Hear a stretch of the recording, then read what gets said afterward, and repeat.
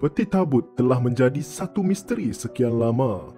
Firman Allah Subhanahu wa taala di dalam Al-Quran yang bermaksud, dan Nabi mereka berkata lagi kepada mereka, sesungguhnya tanda kerajaan Talut itu yang menunjukkan besarnya dari Allah ialah datangnya kepada kamu peti tabut yang mengandungi sesuatu yang memberi ketenteraman jiwa dari Tuhan kamu dan berisi sebahagian dari apa yang telah ditinggalkan oleh keluarga Nabi Musa dan Harun.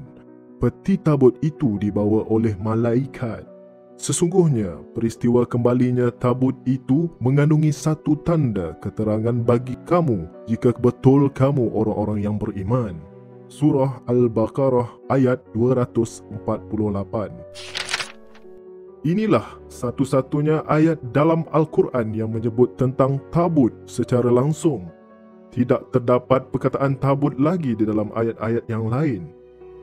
Siapakah pula yang disebut sebagai Nabi mereka di dalam ayat tersebut? Dari ayat 246 sehingga 248 surah Al-Baqarah, tidak dijelaskan Nabi manakah yang diidentitikan sebagai Nabi mereka itu. Tetapi menurut kitab mereka iaitu Bible, Nabi itu adalah Nabi Samuel. Kisah penurunan tabut. Sebenarnya kisah ini berkaitan dengan kaum Bani Israel yang menuntut kepada Nabi mereka agar mereka diberikan seorang raja, kerana sebelum itu mereka hanya dipimpin oleh para hakim sahaja. Alasan mereka, jika mereka mempunyai seorang raja, maka mereka akan merasa lebih bersemangat untuk pergi berjihad. Lihat bagaimana sikap Bani Israel ini. Pelbagai alasan dan permintaan yang diminta sebelum mereka melakukan apa yang disuruh oleh Nabi mereka. Oleh itu, seorang pemuda bernama Talut yang mempunyai ilmu pengetahuan dan gagah telah dipilih menjadi raja mereka.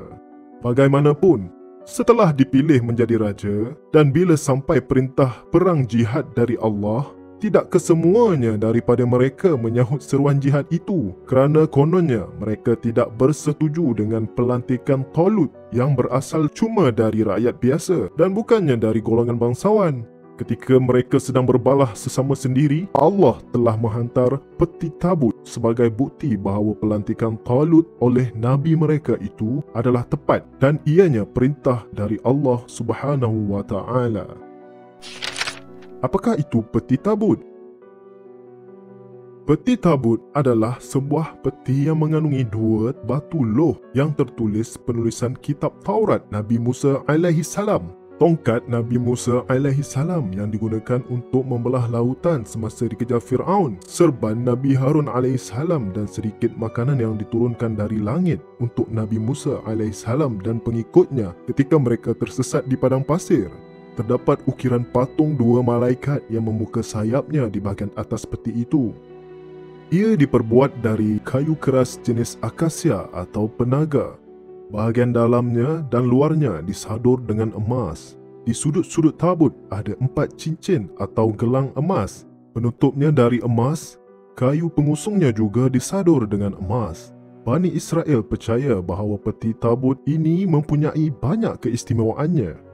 Mereka percaya bahawa sesiapa yang dapat memiliki peti tabut ini akan mendapat keberkatan dan pertolongan dari Allah Subhanahu wa taala. Jika dibawa berperang, ia boleh memberikan ketenangan, ketenteraman dan semangat serta mampu mengalahkan pihak musuh. Bani Israel juga percaya hanya pendeta dari suku Lewi sahaja yang mampu membawanya dan menatap isi kandungannya. Oleh itu, peti tabut ini selalu ditutupi dengan kain berwarna biru dan kulit binatang. Peti tabut berada dalam jagaan Bani Israel hanya selama 40 tahun. Selepas itu, peti tabut pernah berpindah tangan kepada orang Filistin. Akhirnya, apabila Nabi Daud alaihi salam memimpin Bani Israel melawan orang Filistin, tabut kembali semula ke pangkuan Bani Israel.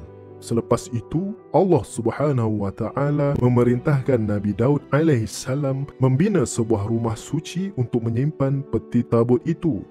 Lalu, usaha itu dilakukan oleh anaknya, Nabi Sulaiman alaihi salam. Lokasi tersimpannya peti tabut. Menurut catatan dalam Perjanjian Lama, peti tabut disimpan di rumah suci sekitar tahun 955 sebelum Masihi. Namun dalam sekitar tahun 620 sebelum Masihi, didapati tabut itu telah lenyap atau hilang. Sehingga kini peti tabut telah hilang di telan masa. Ianya telah lenyap bersama sejarah.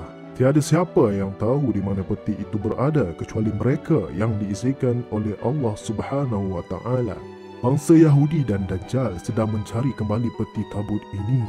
Di gereja Our Lady Mary, Exum, terdapat sebuah peti yang dipercayai peti tabut. Ia digunakan sekali-sekala bila ada perayaan keagamaan. Banyak juga peti tabut disimpan di gereja-gereja terletak di Utopia, tetapi itu hanyalah replika peti sahaja. Peti tabut yang sebenar masih ada tersimpan di tempat yang tersembunyi. Jika peti tabut itu ditemui atau sudah kembali sekali lagi, maka ianya bererti semakin hampirlah masa akan munculnya seorang pemimpin atau raja yang ditunggu-tunggu bagi ummah ini, iaitu seorang raja seperti Talut, raja yang boleh memimpin angkatan tentera. Dia akan memimpin sebuah kerajaan baru, kerajaan yang bernaung di bawah satu panji. Raja ini akan memimpin kebangkitan akhir zaman dan dia tidak akan terkalah.